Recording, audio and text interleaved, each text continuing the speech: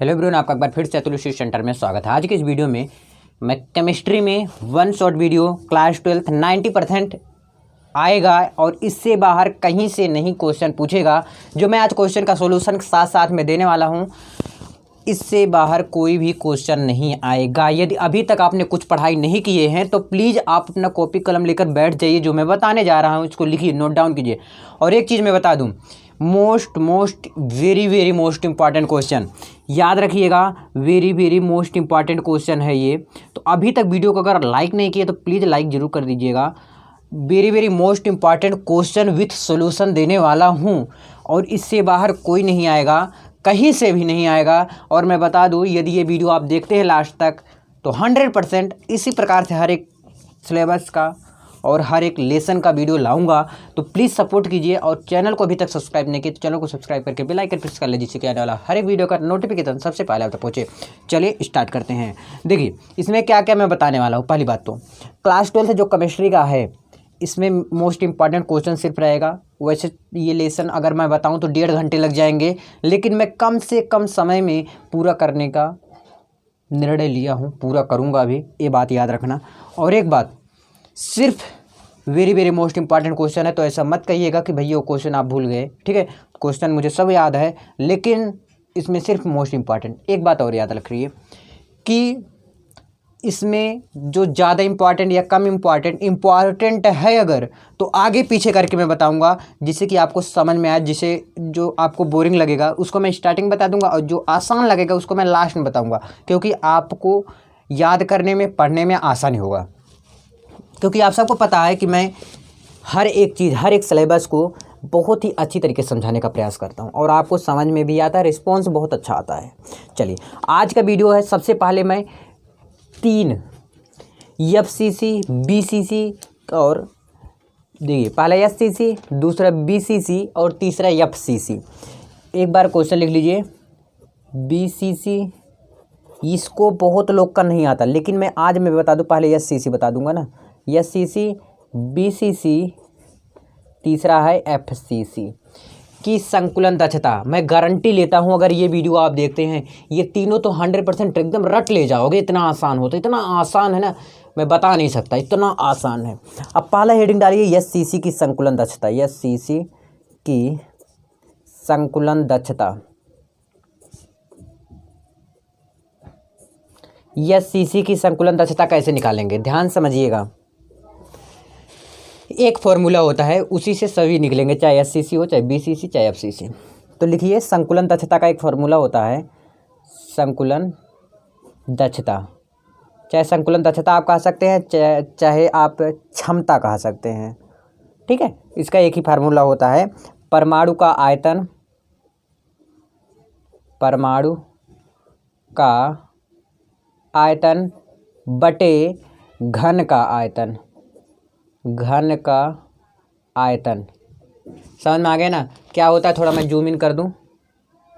ठीक है, देखिए क्या होता है संकुलन दक्षता का फॉर्मूला, कि परमाणु का आयतन बटे घन का आयतन गुणे Z गुणे 100%, 100%। ठीक है ना, ये होता है।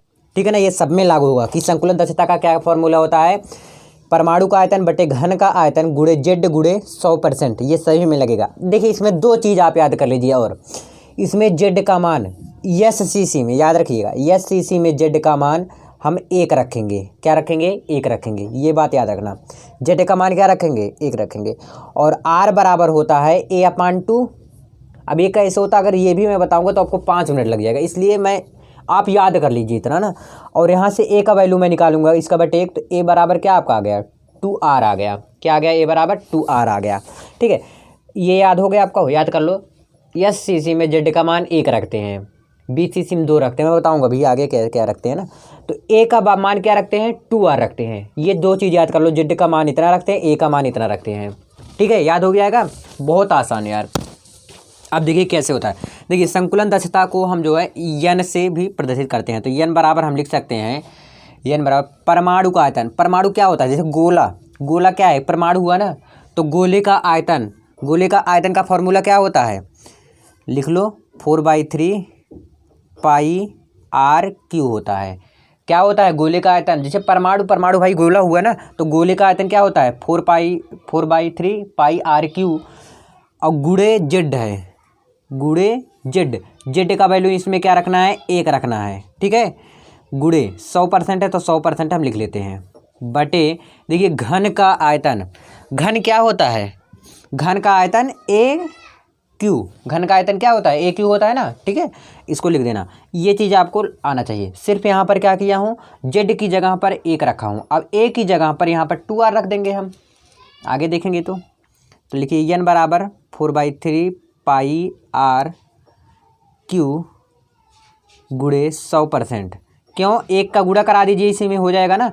ए की जगह पर हम रख देते हैं क्या 2r, देखिए करना है क्यू, क्या करना है क्यू, यानी कि 2r का 2r का गुणा 3 बार करना है, ठीक है। अब n की वैल्यू यहाँ से निकालेंगे, देखिए ध्यान समझिए, 4/3 ऐसे लिख देंगे। पाई की वैल्यू क्या होता है, पाई की वैल्यू होता है 3.14, पता होगा ये तो पाई की जगह पर हम रख देते हैं 3.14 गुणे आर क्यू है, तो आर क्यू को मैं ऐसे लिख दिया, 100% है 100 ऐसे लिख दिया, बटे 2 का क्यू करेंगे, यानी कि 2 का गुणा 3 बार, तो क्या हो गया 2 दूनी 4, 4 दूनी 8, 8 आर क्यू, आर पे अब सिर्फ क्यू है, ठीक है। अब हम क्या करेंगे, ध्यान से समझिए, बहुत आसान है, ठीक है। यन बराबर हम लिखेंगे, यन बराबर, अब ऊपर का इसमें गुणा करा सकते हैं, ठीक है, और आर क्यू से आर क्यू कट सकता है, आपका कट जाएगा, 3 का गुणा इसमें हो जाएगा 8 त्रिक 24, तो लिख सकते हैं 4 गुणे, देखिए 3.14 गुणे 100 बटे 3 का गुणा इसमें हो जाएगा, बटे में है क्योंकि ना, तो 8 त्रिक 24 हो जाएगा, ठीक है ना। अब यहाँ से 4 एकम 4, 4 छक 24, 6 आ गया।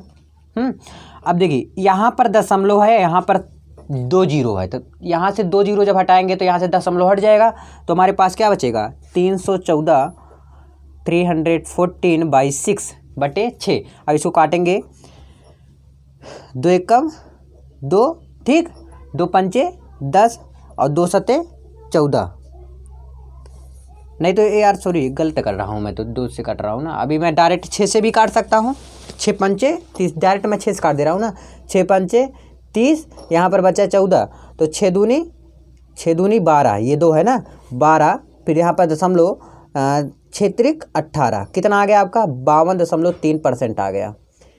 आपका एक नंबर में पूछ सकता है कि एससीसी की संकुलन दक्षता कितनी होती है, तो 52.3 होता है, बहुत आसान था। इसका डिवाइड कर लेना, आपका आ जाएगा, ये दशमलव नहीं है, याद रखना अपना, 4 है 314/6। अब इसको 6 से डायरेक्ट भाग कर दिया मैंने, 6 पंचे 30 और यहाँ पर 14, 6 दूनी 12, यहाँ से निकला 2 निकल रहा है ना, तो 6 त्रिक 18, तो इससे कर दिया मैं, डिवाइड कर लेना, आपका आ जाएगा। तो यानी का वैल्यू क्या आ गया 52.3% आ गया, ठीक है। अगर आ गया कि एससीसी की संकुलन दक्षता, तो बता दे जाओगे कितना होता है 52.3 होता है। आई होप समझ में जरूर आया होगा। बीसीसी की अगले पेज में चलो देखते हैं, अगला हेडिंग क्या है आपका, एससीसी हो गया ना, अब बीसीसी की संकुलन दक्षता निकालेंगे। किसका निकालेंगे, बीसीसी का। मैंने अभी जस्ट फॉर्मूला बताया था कि संकुलन दक्षता का क्या होता है, संकुलन दक्षता किसे प्रेरित करते हैं, यन से ना। यन बराबर क्या होता है, परमाणु का आयतन, परमाणु का आयतन बटे घन का आयतन, घन का आयतन क्या होता है, परमाणु का आयतन बटे घन का आयतन गुणे जेड गुणे 100%। मैंने बताया था कि यही फॉर्मूला सभी तीनों में लगेंगे। देखिए संकुलन दक्षता यन से प्रदर्शित करते हैं, तो यन बराबर हमारा क्या हो जाएगा, परमाणु का आयतन, परमाणु क्या होता है गोला, गोला का आयतन क्या होता है 4/3 पाई आर क्यू, घन का आयतन ए क्यू गुणे जेड गुणे 100%, ठीक है। अब एक चीज़ इसमें जेड का वैल्यू क्या याद कर लीजिए, 2 चीज़ें ना, तो जेड की वैल्यू क्या हो जाएगा, इसमें 2 रखेंगे और ए की वैल्यू 4r/√3 लिखेंगे, बस 4r बटे √3 लिखेंगे, ये बात याद रख लेना। उसमें क्या था, ए बराबर 2r रखे थे और जेड की वैल्यू 1 रखे थे, पहले एससीसी फिर बीसीसी, ठीक है, समझ में आ गया ना। अब देखिए आगे, यन बराबर 4/3 पाई की वैल्यू मैंने बताया था क्या होता है, हमेशा बार बार वही बताया था कि 3.14 होता है पाई की वैल्यू। आर क्यू को मैं ऐसे लिख देता हूँ, जेड की वैल्यू 2 है तो 2 लिख देते हैं हम, 100% है तो 100% हम लिख देते हैं। ए क्यू, ए की जगह पर क्या है 4r बटे के √3 का क्यू करना है। क्या करना है? क्यू, यानी कि 3 बार गुणा करना है। तो हमारा क्या निकल कर आ रहा है यहाँ से, n बराबर, देखिए 3 का तो नीचे गुणा हो जाएगा, लेकिन एक स्टेप इसको अब और आगे आप लेकर चलो तब ज़्यादा सही रहेगा ना।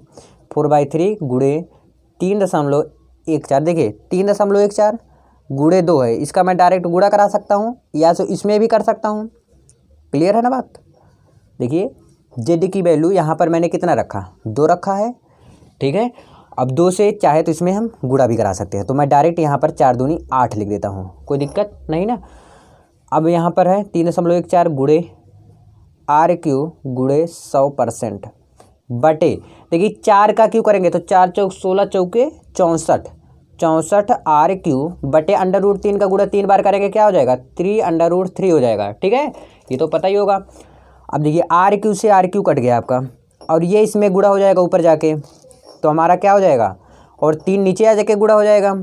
क्लियर है? तो हो जाएगा 8 गुणे 3.14 गुणे 100 गुणे 3√3 ऊपर चला जाएगा, तो हम लिख देंगे 3√3 बटे, देखिए यहाँ पर 64 है और 3 नीचे आ जाएगा, 3 गुणे 64 हो जाएगा। क्लियर है? अब देखिए 8 × 64 काट सकते हैं, और 2 चौके 8, यहाँ पर आ गया 2 पंचे 10 50, 2 दूनी 4, यहाँ पर 2 आया, तो यहाँ पर कितना आ गया 25 आ गया। और कुछ बच रहा है? नहीं। 3 से आपका 3 कट गया, ठीक। यहाँ पर क्या बच रहा है आपका 2 बच रहा है, जो बच रहा है उसको लिख लेंगे। n बराबर, देखिए 3.14 गुणे 25 गुणे √3, यही बच रहा है ना, तो हम लिखेंगे 3.14 गुणे 25 गुणे √3 का वैल्यू क्या होता है, √3 का वैल्यू होता है 1.732। नहीं पता है तो लिख दीजिए √3 का वैल्यू, तो इसकी जगह पर मैं रख सकता हूँ 0.732 बटे 2 है ना, तो इसको हम 2 लिख देते हैं। गुणा करा लीजिए, n बराबर, इसका आप गुणा कराइए, कितना आएगा, लगभग आ रहा है आपका, 1 मिनट में इसके करके गुणा करा के तब आपसे मिलता हूँ। तो फाइनली मैं गुणा कराया आपका, तो आ रहा है 135.962 बटे के 2% बटे 2। अब इसको मैं डिवाइड कर रहा हूँ, क्या आ रहा है हमारा 67.96 ऐसे कुछ आ रहा है ना। तो अब इसको लगभग कितने का आ रहा है यार, लगभग 68% के आ रहा है। अगर आपसे पूछ लिया गया कि BCC की संकुलन दक्षता क्या होता है, तो 68% लगभग आपका जा रहा है। आई होप समझ में जरूर आया होगा, बहुत आसान था। अब मैं लास्ट बता रहा हूँ FCC की संकुलन दक्षता, फिर भी जाना मत, उसके बाद भी मोस्ट इंपॉर्टेंट क्वेश्चन चलता रहेगा। चलो, मैंने 2 बताया आपको, अब मैं बता रहा हूँ FCC, ठीक है। अब FCC को मैं क्या कर सकता हूँ, CCP भी इसका नाम है और इसका नाम है HCP, ठीक है। FCC, CCP, HCP, सॉरी, ठीक है, ये तीनों है, किसका नाम है, FCC का ही नाम है सारा। तो आप ज़्यादातर FCC ही कहा जाता है, और घबराइएगा मत आप सब। सेम फॉर्मूला, n बराबर क्या होता है, संकुलन दक्षता बराबर होता है परमाणु का आयतन बटे घन का आयतन, तो आप कर लीजिएगा, ठीक है। तो क्या होता है 4/3 पाई RQ गुणे Z गुणे 100% बटे के AQ, ठीक है। यहाँ पर Z की वैल्यू क्या रखेंगे, सबसे पहले Z की वैल्यू 1 रखे थे, फिर 2 रखे थे, इसमें Z की वैल्यू हम 4 रखेंगे। क्या रखेंगे, 4 रखेंगे, और A का मान 2√2 × R लिख देंगे, ध्यान दीजिए, ठीक है। A की वैल्यू 2√2 × R लिख देंगे। तो n बराबर 4/3, पाई की वैल्यू क्या होता है आपका, जस्ट मैंने बताया था 3.14 होता है, गुणे RQ है, तो RQ को मैं ऐसे लिख लेंगे, Z की वैल्यू 4 गुणे 100% बटे, देखिए A की वैल्यू क्या आया है 2√2 × R का क्या करना है, क्यूब करना है, का 3 बार गुणा करना है, A का क्या करना है 3 बार गुणा करना है। तो यानी कि A की जगह पर 2√2 × R था, तो इसका हम 3 बार गुणा कर लेंगे।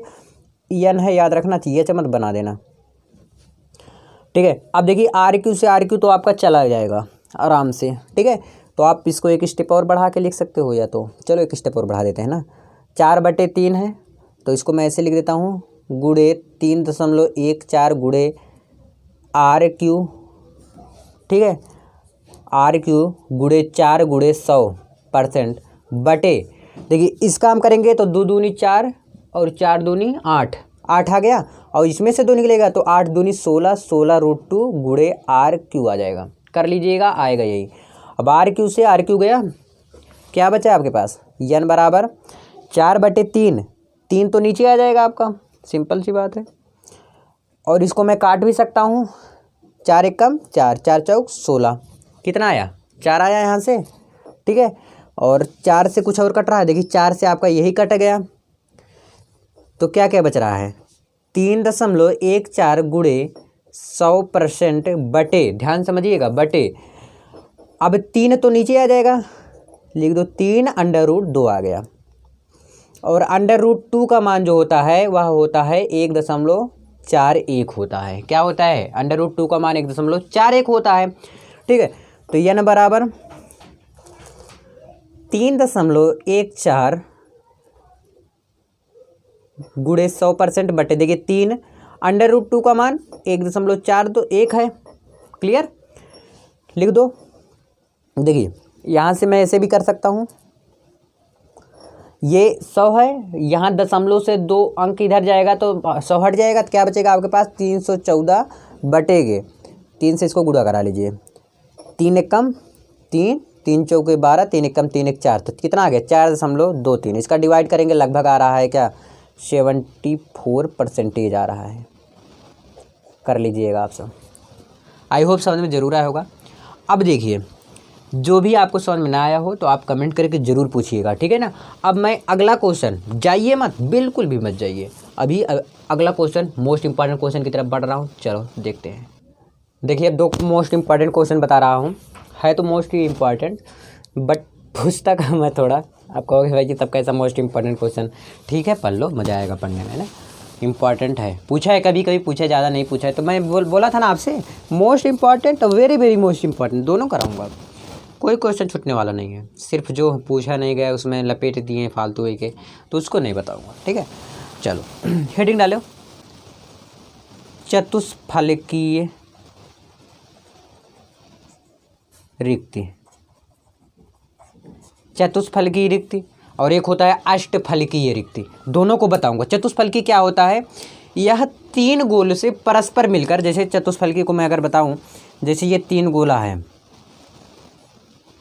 ठीक है, ये 3 गोला है, 3 गोले के बीच में एक गोला बना हो उसे हम क्या कहते हैं, चतुष्फलकीय कहते हैं। 3 गोला है और तीनों गोलों के बीच में भी गोला बना है तो उसे हम क्या कहते हैं, चतुष्फलकीय कहते हैं। आई होप समझे होंगे। एक बार यही बताता हूँ, लिखो, जब तीन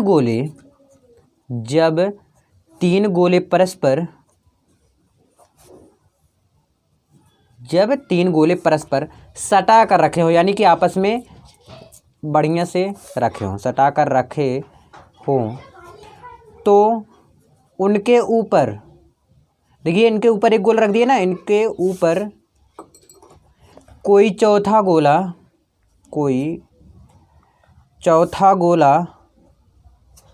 रख दिया जाए। क्या है, जैसे 3 गोला है, 3 गोला पे एक गोला चौथा गोला रख दिया जाए तो उसे हम क्या कहते हैं, तो उस प्रकार जो रिक्ति प्राप्त होती है उसे हम क्या कहते हैं, चतुष्फलकीय रिक्ति। अब ध्यान से देखिएगा, गेला लिखे गोला रख दिया जाए तो जो रिक्ति प्राप्त होती है उसे चतुष्फलकीय रिक्ति कहते हैं, चतुष्फलकीय रिक्ति कहते हैं। अब भैया बोलोगे कि कहाँ इसमें है, तो मैं बता दूँ, ये देखो तनी है, यहाँ पर थोड़ा सा बचा है, उसमें नहीं दिखाना चाहते, 1 मिनट में थोड़ा दिखाओ, नहीं यार शो कर रहा है, यहाँ पर छोटा सा दिख रहा है। आप बनाइएगा 3 गोला, उसके बीच में एक गोला बनाइएगा ना, तो उसमें आपको दिखेगा जो बीच में छोटा सा गोला बच रहा है उसे हम क्या कहते हैं, चतुष्फलकीय रिक्ति कहते हैं। यही जो बीच में बच रहा है ना, थोड़ा यहीं पे बच रहा है, आप देखिएगा जाके, यहीं पे जो बच रहा है उसे क्या हम कहते हैं, चतुष्फलकीय रिक्ति कहते हैं। यही समझ में जरूर आया होगा। अब तुरंत हेडिंग डालो, अष्टफलकीय अष्टफलकीय रिक्ति। ये क्या चीज़ होता है अष्टफलकीय? ये भी बहुत आसान होता है। ये क्या होता है, जब तीन गोले परस्पर रखे संपर्क में होते हैं, जैसे आप इसमें तीन गोले मत करिए, देखिएगा, देखिए ध्यान से कि ये चतुष्फलकी से भी आसान है। कैसे? जैसे तीन गोला है, एक दो, एक गोला और बना दो, तीन गोला हो जाएगा। तीन गोला हो गया ना, थोड़ा अच्छे से बनाना, मैं तो अड्डू ये सब क्या बना दिया, लड्डू उड्डू, तीन बनाया ना। अब तीन गोला है, इसी पे तीन गोला और रख दिए, तो रख दो, एक दो तीन। देखिए तीन तीन कितना हो गए, छः गोले हो गए। यहाँ पर जो रिक्ति प्राप्त हो रही है, यहाँ पर देखिए थोड़ा सा रिक्ति प्राप्त हो रही है, इसी को हम क्या कहते हैं, अष्टफलकीय रिक्ति कहते हैं। लिख दो यही चीज कि जब तीन गोले परस्पर संपर्क में रखे हैं तो उनके ऊपर उनके ऊपर पुनः तीन गोले रख दिए जाएं तो जो रिक्ति प्राप्त होती है, रिक्ति प्राप्त होती है उसे अष्टफलकीय रिक्ति कहते हैं। उसे अष्टफलकीय रिक्ति कहते हैं। जैसे तीन गोला है, तीन गोला पे उसी पे फिर तीन गोला मैंने रख दिया, तो जो रिक्ति प्राप्त होती है उसे हम क्या कहते हैं, अष्टफलकीय रिक्ति कहते हैं। आई होप समझ में जरूर आया होगा, बहुत आसान था यार। ठीक है, यहाँ पर थोड़ा सा दिख रहा है ना, तो यहाँ पर जो बन रहा है यही क्या होता है, अष्टफलकीय रिक्ति होता है। ठीक है, आई होप समझ में जरूर आया होगा। अब मैं अगले क्वेश्चन की, अभी भी मत जाइए, तीन चार क्वेश्चन और है, उसी को देख लीजिए, फिर आप आराम से चले जाइए, फिर आपका मैथ का वीडियो मिलेगा तुरंत इसके बाद, तो आपको छुट्टी नहीं लेने का। ठीक है, चलिए अब अगले पेज में थोड़ा छोटा बता रहा हूँ, इतना आसान बता रहा हूँ शायद आपको कोई और बताए। ठीक है, चलो अगले पेज में मिलते हैं, फिर बताते हैं नया। देखिए मोस्ट इम्पॉर्टेंट है बहुत ज़्यादा, इसको ज़रूर नोट डाउन करिएगा कि क्रिस्टलीय ठोस के प्रकार भी आ सकते हैं ना, कि क्रिस्टलीय ठोस के प्रकार। सब बोलोगे भाई क्रिस्टलीय ठोस क्या होता है, तो इस सबसे पहले मैं आपको क्या बता देता हूँ, क्रिस्टलीय ठोस क्या होता है और अक्रिस्टलीय क्या होता है ना। तो हेडिंग डाल दीजिए क्रिस्टलीय ठोस।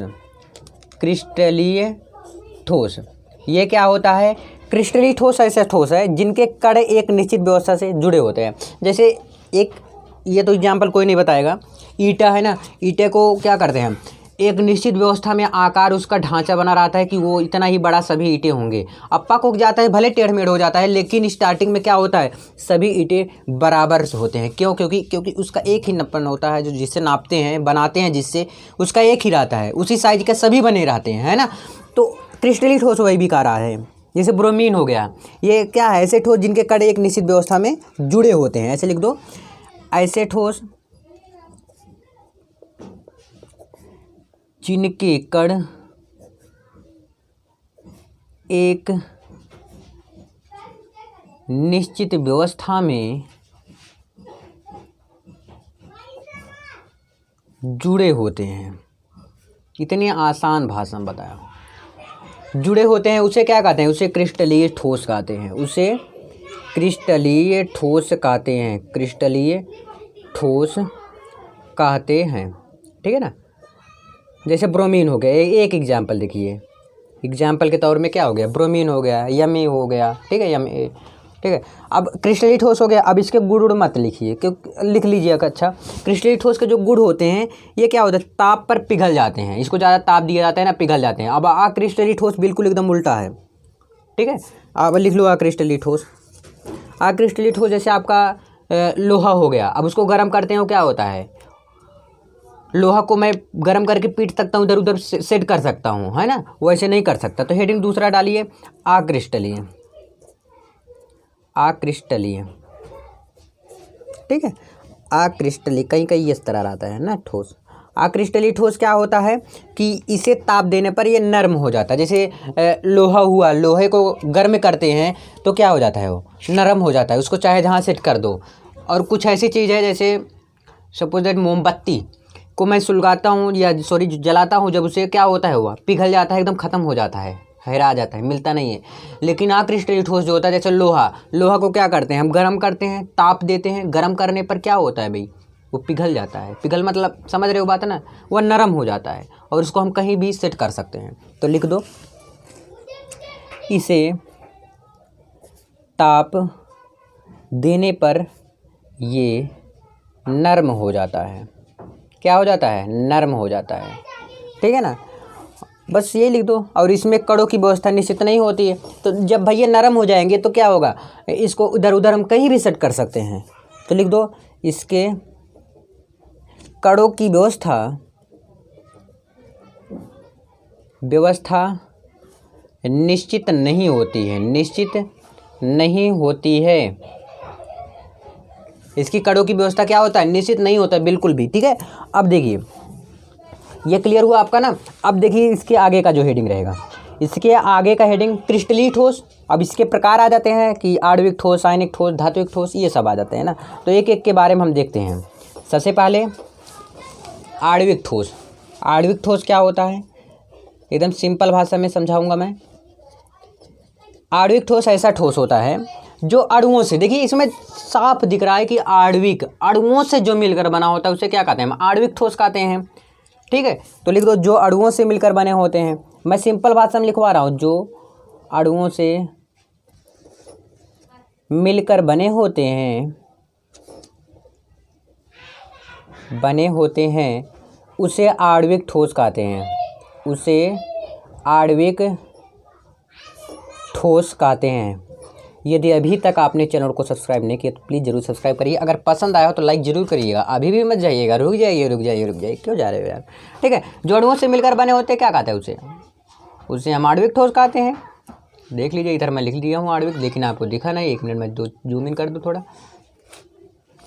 ठीक है। उसे आणविक ठोस कहते हैं। जैसे आपका हो गया I2 हो गया, CCl4 हो गया, ये सब क्या है, आणविक ठोस है। अगला हेडिंग देख लीजिए फटाक से, आयनिक ठोस। आयनिक ठोस, इसमें देखिए प्रश्न में ही आंसर छुपा हुआ है। आयनिक यानी कि जो आयनों से मिलकर बना होता है। लिख दो, ऐसा ठोस, या अच्छा एक भाषा अपने भाषा में बता दो, ऐसे ठोस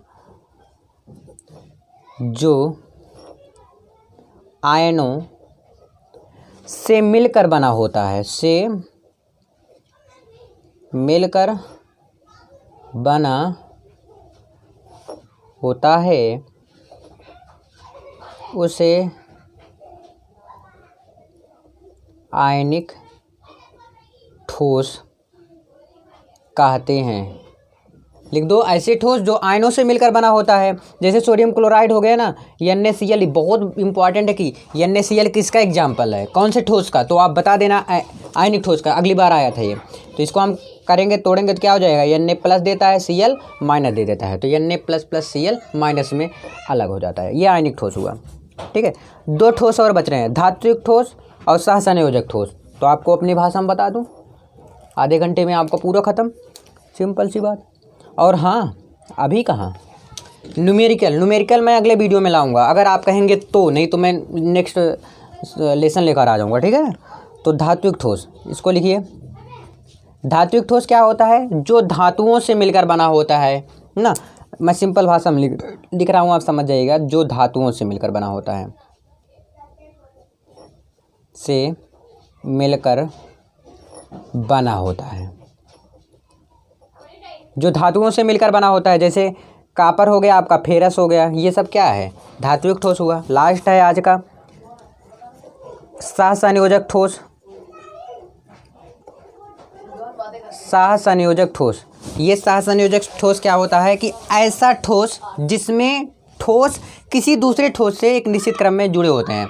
जैसे कोई ठोस है, ये ठोस हुआ, ये दूसरे ठोस से जुड़ा हुआ है ना, एक दूसरे से व्यवस्थित जुड़ा हुआ है, उसे हम क्या कहते हैं, सहसंयोजक ठोस कहते हैं। तो आप लिख सकते हो कि ऐसे ठोस जो एक ठोस दूसरे ठोस से पूर्ण रूप से जुड़ा होता है, उसे हम क्या कहते हैं, सहसंयोजक ठोस। ये भी समझ में आ गया होगा। इसका एग्जाम्पल अगर आप देखेंगे तो हो गया क्या, ग्रेफाइट हो गया। क्या हो गया, ग्रेफाइट। आई होप समझ में जरूर आया होगा आपका। इसी के साथ साथ लेसन भी एंड हो जाता है। तो आप सब समझ गए होंगे पूरा मोस्ट इम्पॉर्टेंट का सीरीज जो है बहुत तेज़ी से चल रहा है, तो प्लीज़ अभी तक शेयर नहीं किए तो जरूर शेयर कर दीजिएगा, पसंद आया तो लाइक कर दीजिएगा। मिलते हैं नेक्स्ट वीडियो में, बस इस वीडियो में इतना ही। धन्यवाद, मचाते रहो।